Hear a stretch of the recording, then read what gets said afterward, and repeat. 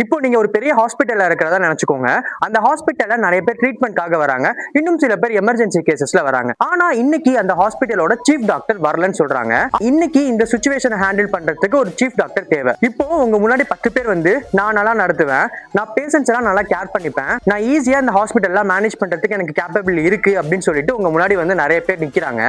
அப்போ நீங்க இந்த சிச்சுவேஷன் எப்படி ஹேண்டில் பண்ணுவீங்க? சும்மா ரேண்டமா ஒருத்தரை சூஸ் பண்ணுவீங்களா? இல்ல நல்லா பேசுறாரே அப்படின்றதுக்காக ஒருத்தரை சூஸ் பண்ணுவீங்களா? இல்ல இவருக்கு ஆல்ரெடி நிறைய ஃபேமஸ் இருக்கு, இவர் மேல ஒரு நம்பிக்கை இருக்கு அப்படின்றதுக்காக அவர் சூஸ் பண்ணுவீங்களா? இல்ல ஆல்ரெடி உங்ககிட்ட பணத்தை கொடுத்து இந்த மாதிரியான சிச்சுவேஷன் வரும்போது நீ என்ன சூஸ் பண்ணணும் அப்படின்னு சொல்றவரை நீங்க சூஸ் பண்ணுவீங்களா? இல்ல அங்க நம்மளோட உயிரையும் நம்ம குடும்பத்தார்களோட உயிரையும் இல்ல அங்க இருக்க ஆயிரக்கணக்கான பேஷண்ட்ஸோட உயிரையும் யார் நல்லா கியூர் பண்ணுவாங்கன்னு நல்லா யோசிச்சு ஆராய்ஞ்சு தானே டிசைட் பண்ணுவோம். எதனால தெரியுமா நம்ம அந்த மாதிரி யோசிச்சு டெசிஷன் எடுக்கிறோம்? நம்ம ஒரு தப்பான டாக்டர் சூஸ் பண்ணிட்டா நம்மளோட உயிரும் அங்க இருக்க ஆயிரக்கணக்கான உயிரும் ஊசல் ஆடிட்டு இருக்கும். ஒரு தப்பான டாக்டர் எப்படி அந்த ஹாஸ்பிட்டல்ல ஒரு குழப்பத்துல தள்ளுவாரோ அதே மாதிரி தான் எலெக்ஷனும்.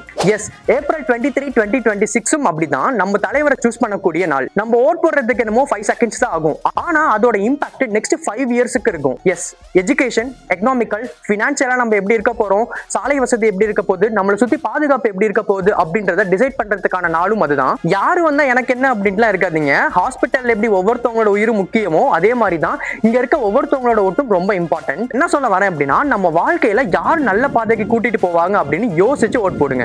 One vote can change everything. Don't waste it on fake promises. Choose the person who works for the society. One day, one vote, one decision, a future for next 5 years.